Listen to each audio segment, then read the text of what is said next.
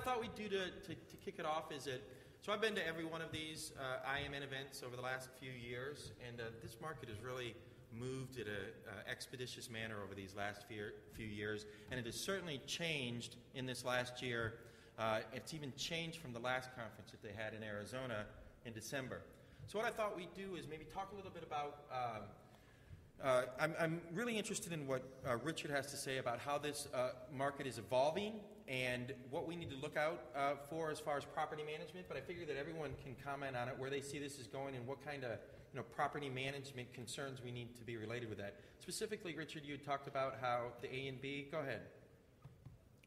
We talked about the market where it is going and what they need to be concerned with as far as the...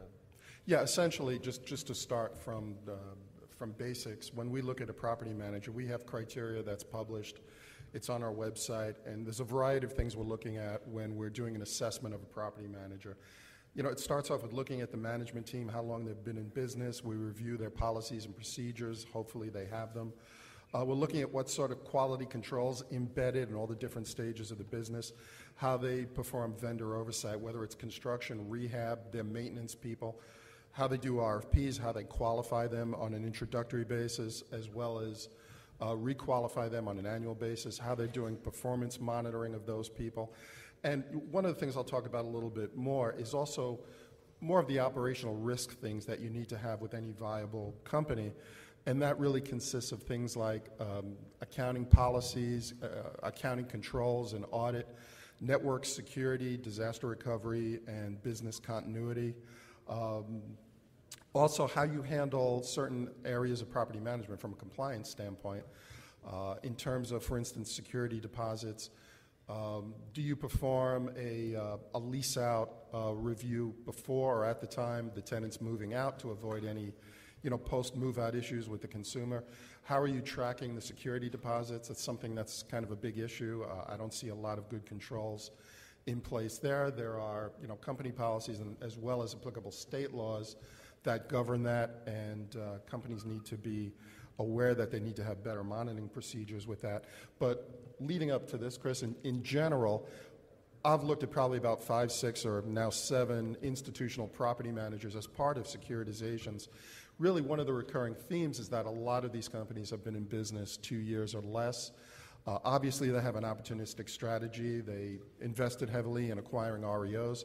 So in a short amount of time, you've got companies acquiring 30, 35,000, more than 40,000 properties, and you have to build all the infrastructure that goes along with that: acquisitions, due diligence, construction, rehab, maintenance, the whole leasing network. So that's where the focus has been, on developing all that infrastructure so they could take advantage of the market.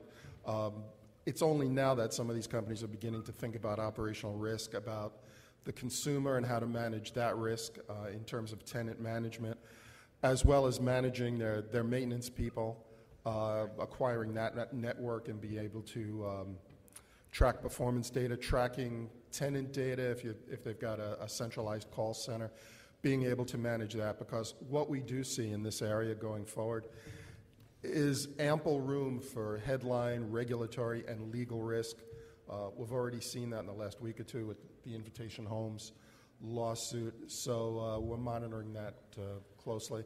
We also do non-securitization participants that are property managers. We just came out with a report on Carrington that got a highest rating, and Carrington, a little bit different than some of the other property management companies, has a centralized call center. They leverage Carrington Mortgage Services and all the infrastructure that they've built over the years in developing REO asset management capabilities, valuations, and so forth. They're a little bit ahead of the curve with some of the others we've looked at. So just to close a few loops, so what has happened is so 3-4 years ago, it was just a bunch of wholesalers getting together and kind of figuring out, there was a lot of inventory available. There were some aggregators. That would seem to be the market. And what has happened over the last couple of years is that they're aggregating into larger portfolios, going public. Richard brings a unique perspective in that he does the rating agencies on companies that want to go public or for whatever reason to get a rating agency. So it's evolved from wholesalers, flippers, to professional Wall Street companies putting and organizing REITs. Does anyone want to comment on that? And then we'll kind of get into the gist of it, what you guys maybe see as far as the evolution of property management in this space? Or I think the next kind of wave of the evolution is going to be the level of compliance. I mean, anytime you have a consumer at the end of the trail, all the regulation that the banks are having to address with the CFPB requirements are really going to trickle down to all your vendor network and sub-vendor networks. Case in point, while we've managed over 500,000 assets nationwide in the last 7 years, we look constantly at how we can go flatter to our vendor network so that there's less layers between us and boots on the ground in the field. And we do that for compliance perspective. Margins are better when you have that perspective, but it comes down to control, consistency of delivery of performance, and comes down to compliance. Because the person that steps foot on that threshold of that borrower, you need to know who they are, their background, their experience, and be able to validate that they're the right choice in that market. And it's worked well for us. Right.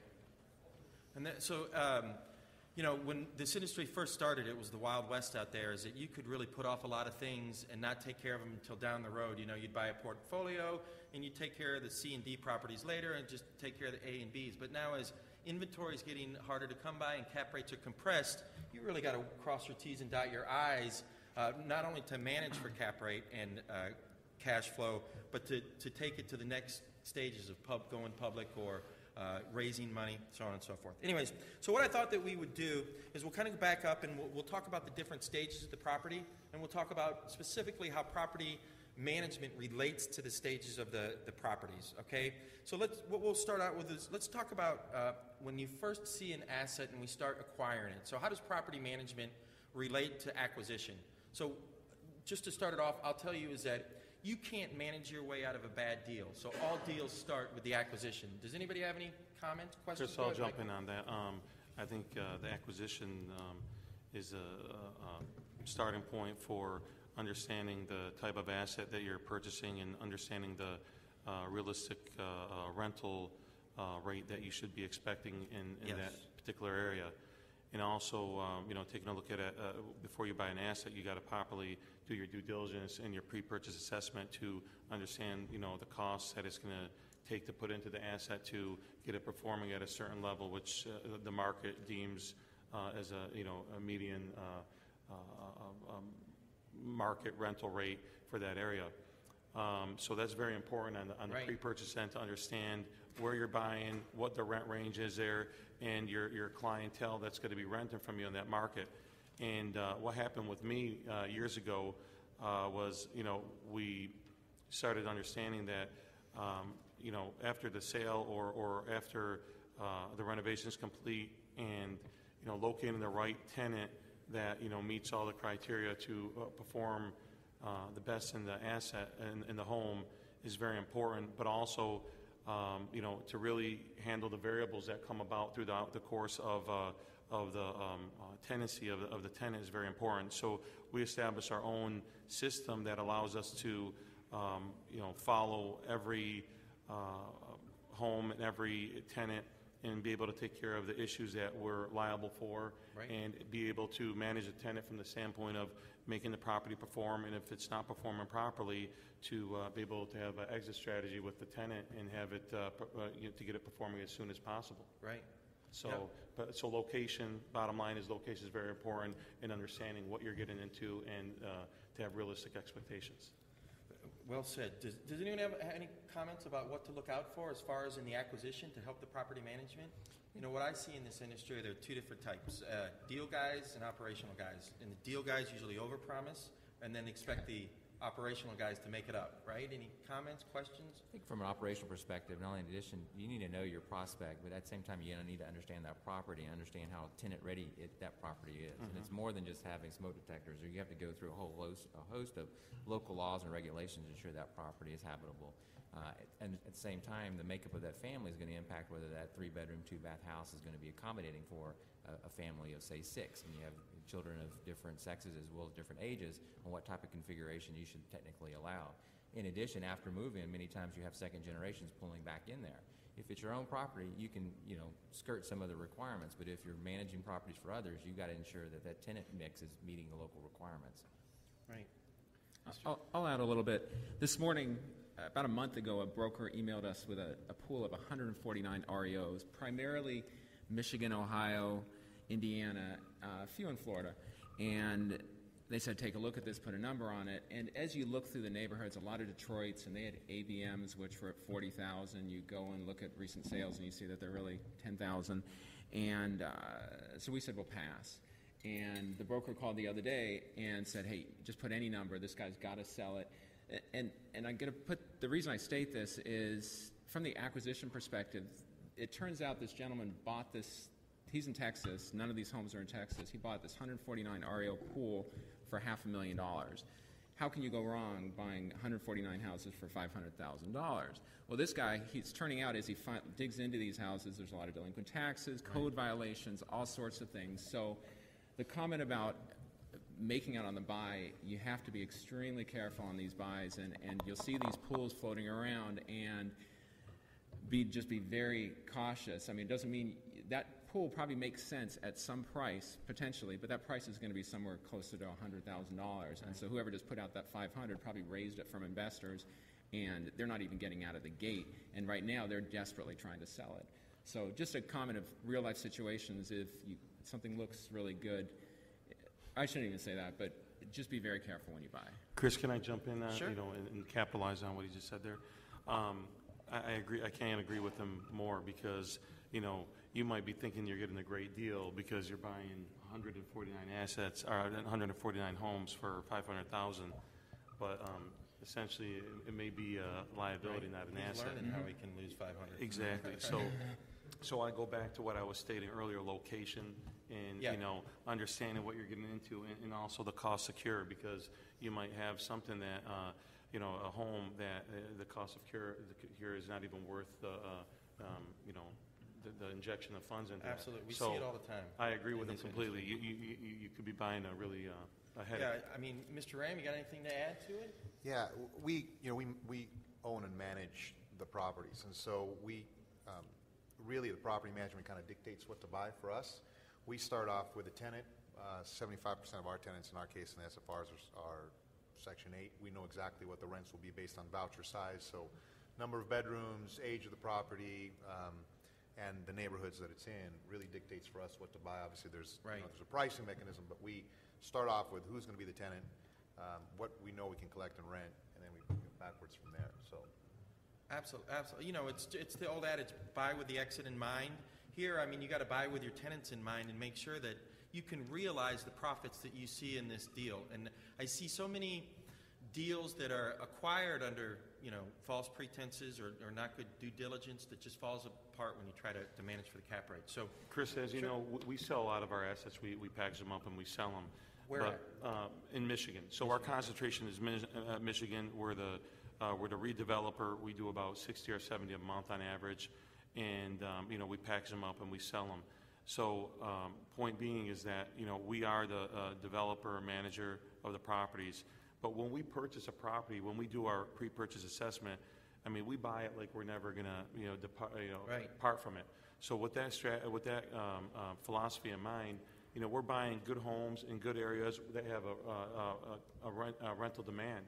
So when you approach it that way, I think that you're always going to put yourself in a position to have a product that's out on the market, which there's several renters interested in.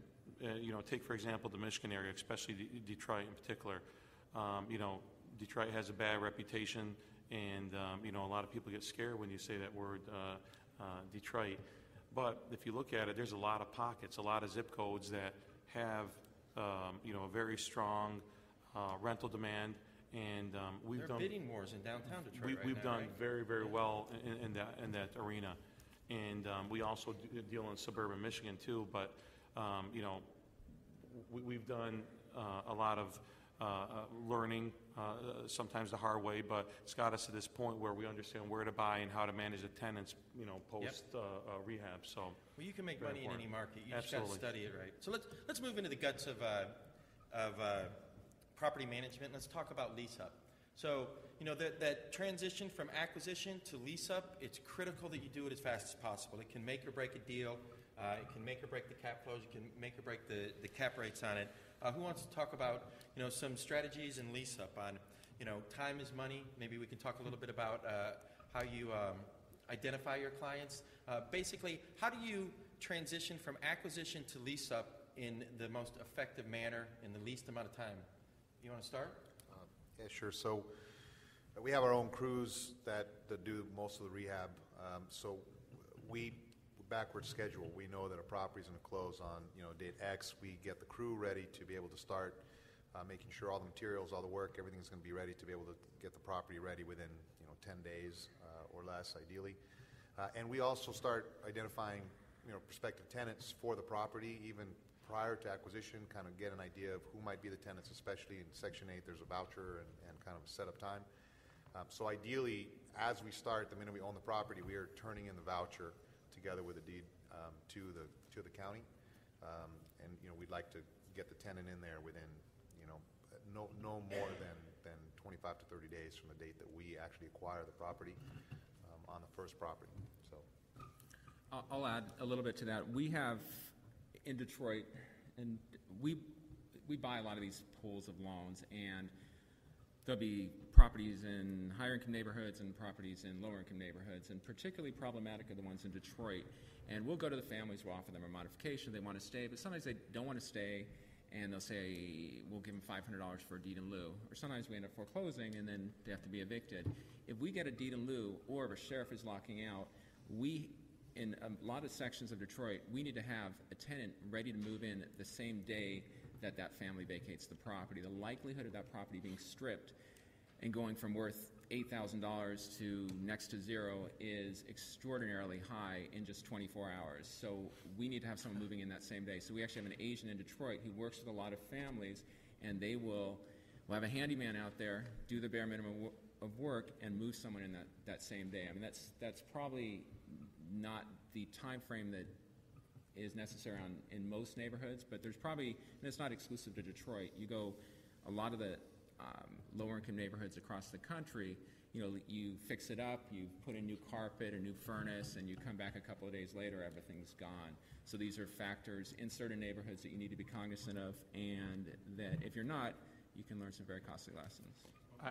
I deal with this on an everyday basis, so I can tell you it's very important to have to have an understanding of what you're going to do to protect the property. I mean, we even have home sitters that sometimes go on the property and stay in the property until we rent it out to a qualified tenant. And sometimes we have to do a renovation, a tenant turn renovation, lighter renovation to get the right tenant in there.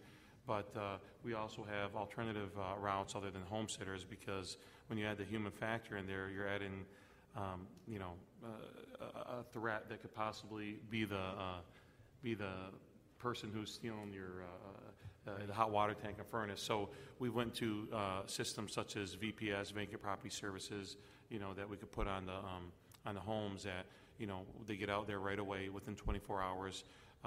They have their system put on the homes, and I would say that we have a 99% success rate with that, because it's very difficult to remove the VPS. But we all know if you want to get in somewhere, you want to break in somewhere, I mean, someone could drive a car through it or pull it off of the car. But so nothing's 100% proof, but it does work for us. So I agree with what you're saying on getting it leased up right away. But one of the ways I combat it also is I generally have a multitude of marketing routes for to reach out to qualified tenants, and that's via the MLS, via RentLinks, Zillow. We have tenant placement agents, so affiliates are very important to have the right affiliates that can find you the qualified tenants to move into those homes. So marketing is very important in a multitude of routes. Right. And I think it's also interesting when you first look at the deal tape and then you first get boots on the ground and you start going through that rental cycle. It's very important to go back to your investor and kind of do the mark-to-market approach pretty quickly.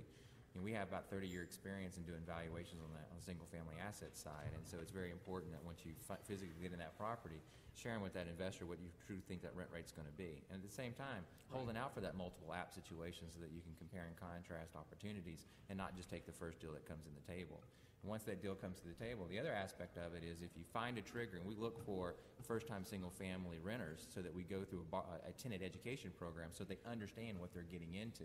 They understand that, and unlike a multifamily situation, someone's there not going to be taking the trash out for them. Someone's not going to change out their air filter. Someone's not going to check the temperature on their hot water heater. These are things that need to be educated in their frequently asked questions so they're prepared to actually service that asset once we transfer custody. I was just going to say, too, from a rating agency perspective, when we're looking at rating a deal, we're evaluating how the company selects their contractors, how they approve them, how they monitor their performance, as well as how they've developed their leasing network, and how they grade those and score the people responsible for doing the leases. We also collect a lot of data, but some of it would be, for instance, time from acquisition to when it's rent ready to when it's leased. We're in the process of collecting this type of data and also pushing it out into the marketplace as we look at more property management companies. We're also looking at compliance, too, how they adhere to protecting Tenants in Foreclosure Act when they're doing acquisitions and the procedures for doing that. Also cash for keys, effectiveness also. Well, so great comments, and so this kind of leads into transition. Maybe we should talk about this. So outsourcing versus insourcing. It's a big topic here. As you grow, it's difficult to keep an insourced property management company to handle it. But outsourced property management companies, they usually drop the ball between acquisition and handoff and lease up. Not all of them. Some of them do. There's a greater propensity, it seems, with outsourcing. So, Michael, do you use insourcing or outsourcing on your deals?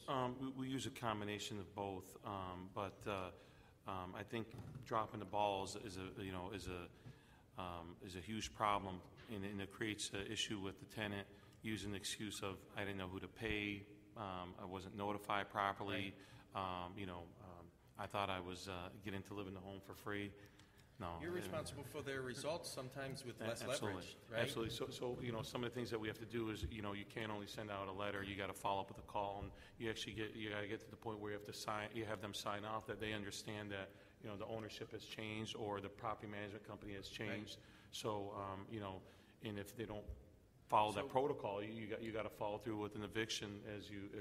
We'll definitely get into that. So, insource or outsourcing? What do you like? I personally like insourcing, but I also sometimes I have to outsource. Sometimes you can't. Brandon, what do you think? Well, being that I am an outsourcer, I'm a huge fan of the outsourcing model.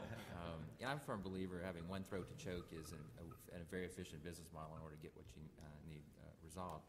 To the point on the rating agency, having infrastructure and IT, internal audit, compliance, vendor management, it's so critical. It's an art and a science that typically is lost on many. But I think it creates the risk management, especially from the reputational perspective that you come to expect.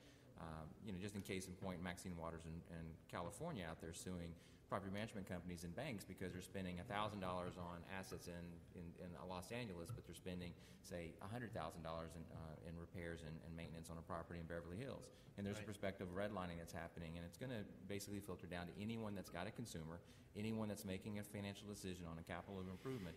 Are you taking that local community in play, and are you treating them all equally and fairly? And it's a hard standard to prove on a day-to-day basis. And that's where outsourcing can have the manpower to stay in touch with all those. Richard, what about insourcing or outsourcing from a credit rating?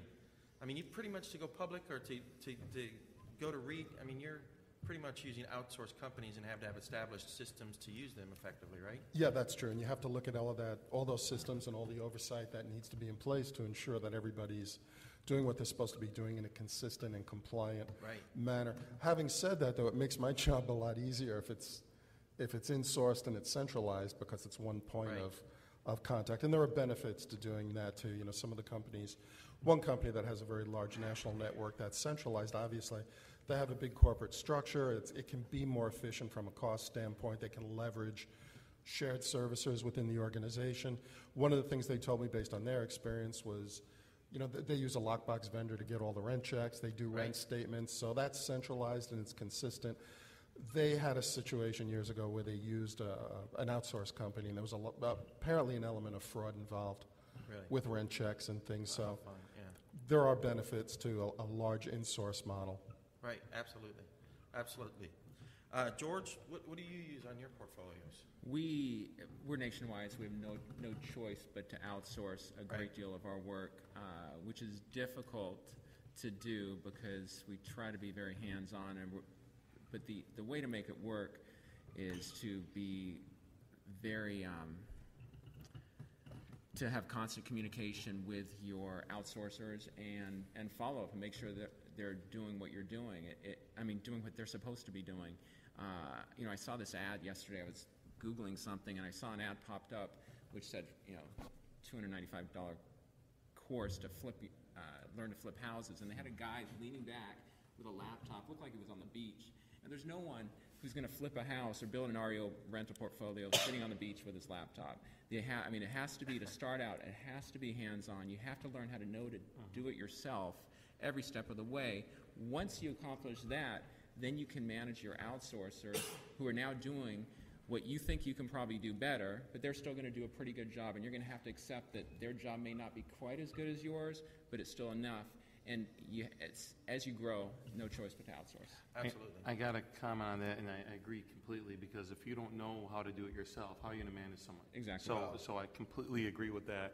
And, from our standpoint, when we do outsource, we know, we know how to ask them to do things in the proper manner, or to change things around as far as their management process or the way that they're dealing with the tenants. And if we didn't know that, they would really take advantage of possibly take advantage of our situation, or our lack of knowledge in that. So I agree with you. You have to know how to do it hands-on. Also, if I could just quickly elaborate on the comment that I had made. The securitizations that we've rated have one property manager, which is actually a subsidiary of the issuer of the security, so that has made things easier. But very soon there's the advent of multi-borrower deals with multi-property managers of all different types, everything from mom and pop to large institutional property managers. So what was in my mind when I made my comments, from a rating agency perspective, it would be easier to have one master property manager or backup or a standby, whatever you want to call it, to be on that deal, to give the investors a comfort level that someone who's shadowing the transaction can step in if need be, because you're going to have multiple property managers on that transaction. So the complexity might be a little too much to do without having a standby. Mr. Ram, what do you think? We manage, all our own stuff in-house, but I think that really, depending on the size, when people are starting out, or if people are really only buying, 5, 10 properties, maybe even less than 5, which majority of the investors are in that. I think that in that case, outsourcing makes sense. It's difficult to keep up with the laws, regulations, what's required in doing the work, economies of scale. Unless it's really right in the vicinity where you live, I think it probably makes sense to outsource. As you grow, and I don't know if the number is 10, 15, or 20, but as you reach a certain critical mass, I think taking it in-house, learning, doing all the work that everyone's talked about is key. But you have to be able to invest in some accounting systems, some reporting systems, creating the relationships you need in order to be able to manage this.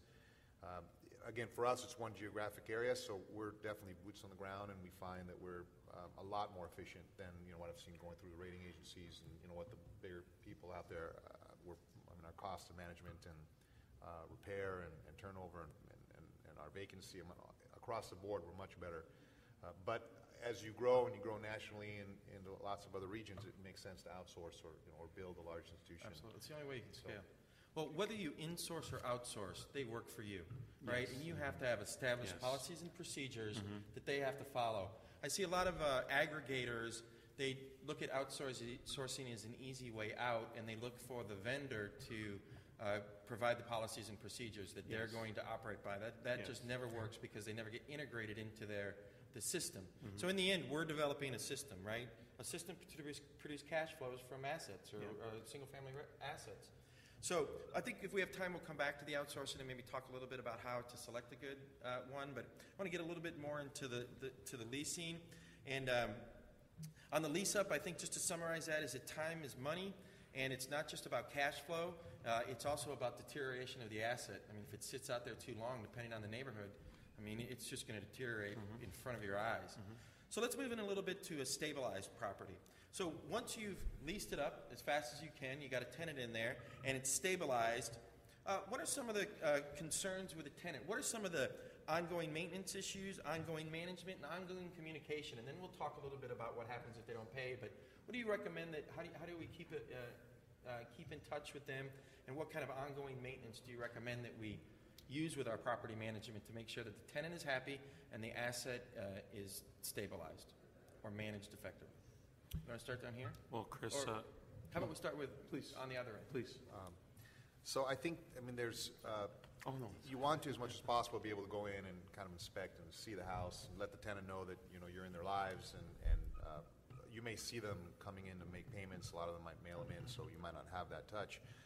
We use the opportunity of, at least twice a year, we come in and we change like the air conditioning and ducts and vents and all that type of stuff. So by changing the filters out, it's an opportunity to come in for for some inspections, taking a look at what else is there, maybe changing light bulbs, batteries, and smoke detectors, and things like that. So it's an opportunity to go in and get a little bit of what's going on in the house. I think that that's really important to see what's happening, and also for the tenants to see that you're really taking a look out. We also deal with we have almost 24-hour live support for someone calling in with a problem. We don't typically have people calling in at midnight or 2 in the morning, but people call in all the time, including the weekends. We are very, very quick to react, even during the weekends. We have our guys that can go out and do the work that we think that tenants that see that we take care of whatever their needs are, whatever their problems are right away, more likely to take care of the home themselves. Right. They see that we value them as a tenant, and then therefore treat our homes better. So we're very touchy-feely from that standpoint. We really keep in contact as much as possible, making sure that we take care of whatever issues come up right away. Right. Treat them human, right? Yeah. They expect to have a professional experience, and it's important to educate that tenant when they first move in and you turn over keys, is actually do a property demonstration and teach them things that they may never cross their mind, such as how do you shut the water off at the hot water heater, and how do you shut the water off at the curb, when to call 911 versus when to call the property management company, because you won't believe the times they'll call and say, my kitchen's on fire, what do I do? Hang up, call 911, Exactly. then call me back, please. So I think a lot of it goes into borrower education, and I think at the same time is actually having boots on the ground and seeing that tenant in that property a couple times a year, so that you can give them some ongoing education about, it's very helpful to maintain rodent infestation by maintaining a clean and sanitized house, and these are things you can do in order to improve on your own technique. And you do it in a coaching and a partnership perspective, because sometimes they just don't know, and each person has their own background and different lifestyle. Right. There's an old adage that people treat you the way you train them to treat you, so that if you can train your tenants on how to effectively manage your asset, right, that's the ideal way to go. And if you can have excuses to come in and to change the assets. And give them some incentive, too. I mean, Exactly. at the end of the day, what we do is, sometimes we'll provide a frozen stove in the property, or something along those lines, to give them incentive to rent the property, or that might be something lacking in the property that they want in there. And, some of the incentive might be, if they pay on time for X amount of months, those belong to them. They retain them after the tenancy is over. So those are just little things that, to me, I try to, use every angle possible to have it perform well and them take care of the home. Well, so this went faster than I thought. We're already at our 5 minutes. Now, we're the last session, so we can stay here all night, by the way, if you want. But is that a no? Yeah, We're keeping let's you talk from your about drinks? property management all night. That'd be good. We can. Well, so this is. I've been doing this session, I think, since this started. But it always fascinates me that nobody ever shows up for these sessions because they think they understand property management. But this is where the deal is made or lost. And if you can effectively manage your portfolio to maximize the asset value and increase the cash flow, you'll make a ton more money. We'll take a couple questions and maybe give a wrap up for each of you guys to give some tips on property management for everyone. Did you have a question? Yes, actually two. Okay, one per person. It's a full room. I'm just kidding. Go ahead. Well, for the Section 8 specialties, first question, how do you handle the delinquency within the tenant portion? The second question would be, how do you handle rent increase annually? So let me repeat it because it's being recorded. So the first one is how you handle delinquency with a Section 8 tenant? Yes, within the tenant portion. Okay. Within the tenant portion. How do you handle rent increase through the cycle? So how do you handle rent increase through the cycle? So who wants to add it? So let's start with the Section 8. Delinquencies in the Section 8. Yes, so 75% of our portfolio is Section 8. So roughly 65% of our monthly rent comes in on the first from the government, which is great. So the additional 35% is a Pareto. I think not unlike other tenants. Maybe it's a little more delinquent, let's say 50, 60% pay within the first, 7, 8 days. And then you just have to chase the portion that's left, but you're only chasing a small portion of a small portion. So in terms of collections, we're doing very, very well at gross. You're right that it's delinquent and it's trickling in all the way through the month. We chose to work with our tenants and try to work within when they're getting paid. Some of them are getting paid weekly. We have tenants who get paid around the 25th of the month. And rather than charging them delinquency fees, we just make their rent due date the 25th. So let's say the 25th, and it's delinquent on the 28th. So we really chose to work with that. It takes more management, but we've got the reporting to be able to do that and keep track. We know when to start calling. We also make a choice and evaluation on people who are delinquent or perhaps not even paying their portion. We look at the overall economics of it. If it's $50 of a $1,400 monthly rent, to move the tenant out, have the place vacant, rehab, and everything else, can take us 2 years to recapture that. We'll just let them go without the $50 and try to recapture that when they move out from the deposit if we can. Otherwise, we just write it off if it makes sense. So you're really kind of looking at the two. In terms of annual increases, at least where we are in LA County, we can request an annual increase, annually. It doesn't work every time, but we're getting market rents, or sometimes even a little bit above market rents because it's Section 8 homes, and so we still feel pretty good and stable with that. Not to cut you off, we'll wrap it up here. Maybe give a brief 20 seconds on what they need to know or what you want to tell them, and we'll get it on the record, and we'll end this session and move on to the drinks. Okay. Mr. You want to start? Yeah. Okay, yeah, sure. I think, important to really, we talked about a lot of different things, but one of the issues that we're having right now, especially in California, is issues with, tenant move-outs or actually having to deal with evictions. California is notoriously a difficult state. It's much more on the rights are much more on the tenant side than they are on the landlord. And there is a slew of these attorneys now that show up at the at the courthouse on the day of the hearing once you've gone through a 2.5, 3 months kind of eviction process, and show up and promise the tenants another 3 to 6 months in the house for free or some kind of payout if they'll sign up with them, and come back and say if you don't sign this with us and our tenant, we're going to go to a jury trial, which could be 12 months out with no rent. So I think as much as possible, dealing with your tenants, really trying to work out deals with them. I know they talk about cash for keys. Don't let the ego get in the way, and really try to work out the economics of whatever's required to move the tenant out in the best, All right, George, you want to? I would add, sure, a little bit, adding to the Section 8 question, I would get your rent.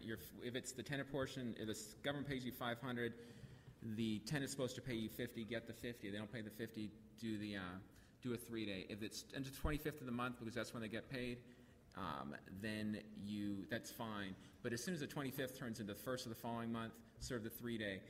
Look at it this way: if you own a building, your monthly rent is $550, and you pay $450 towards your mortgage and expenses. There's $100 left. If they don't pay you your $50, that's half of your profit. Right. So that's another way of looking at it. Saying it's $50, adds up to a year. It's a big deal. The other thing is complaints. There were some good proactive solutions towards managing tenants, but communication and responding to complaints. Whenever someone has a big problem, maybe you did make a mistake, respond to it, bend over backwards to make it right. That is, every business should listen to that. And remember, every time you operate a rental property, it is a business. This isn't a hobby or something to do for fun. It is a business, so treat it as such. Richard? Again, I view things from an operational risk standpoint, and for the past 17 years, I've also been evaluating mortgage servicers, and there's been a lot of lessons learned on that side of the business with the evolution of the CFPB and all the problems that have existed there. So what I would suggest is just try to document everything that you can possibly do to elaborate on what George was saying. If you've got a centralized call center, monitor, collect statistics, monitor the turnaround time on maintenance. Also, if you're getting complaints, have an escalation process, property manager, field manager, a corporate headquarters. Make sure that that's all documented and written, because right now there's somebody from the rating agency coming in and recommending these things and looking at the operation. At some point, it might be regulators, state auditors, what have you. Also, if you're doing any sort of collection work or doing any sort of payment arrangements, Make sure that your people are FDCPA certified, even if you don't think it might not apply to your business. Have them trained, have them recertified once a year so you don't get into trouble there. If you're doing evictions, make sure that you've got a lawyer evaluating, reviewing all the documents that you're using, and that you've got an approved attorney network, and that you're monitoring them and getting feedback from them. So basically, just make sure, in terms of customer relationships, that you've got everything buttoned up. And one last really quick thing, when I go out to look at a property management company, the thing I see time and time again when I go on all the consumer sites and the Better Business Bureau and all of that, the biggest complaint is that people have is they've moved out and something's happened with their security deposit that they were unaware of, and it creates all kinds of issues. So to the extent that you can build it into the lease, make sure that you can try to get into the property either just before they're moving out or on move-out day. Give them a copy of an assessment form so everybody knows if there's going to be an offset on the security deposit. Then track the return. Make sure you're complying with your own corporate policy and or state law. Brandon, Real quick, pick your partners wisely. The rental management space, there's a lot of new players that have moved into that. It's no different than what REO was 6 years ago, where people started moving into the space. So pick your partners wisely. Spend time on doing due diligence so you truly understand what's behind the face of that organization, from a technology, policies, procedures, compliance, risk management. And at the same time, open lines of communication. We're all in this together to be successful. We're all representing each other. It's all our reputation at risk, and we just need to do a good job with it. All right, we'll wrap it up with you, Michael. Chris, I'm going to take about a half an hour to answer this question, but Go for it, but I'm leaving. No, I'm just kidding. no. I'll wrap it up. I'll wrap it up by saying that it's important to have particular policies and procedures in your organization or an organization that you're managing, and to not think you're ever going to be hands off with property management. Even if you outsource it, you must be hands on. Yep. Have continual weekly meetings. Know what's going on with the assets. Serve as a tenants properly to do what you're supposed to do as far as the contract goes, so they could have a good home, good functional home to live in, and be firm when you have to be firm, and don't let the tenant take advantage, and evict when you have to, and things will go well. All right, well, thank you guys very much. It was very informative.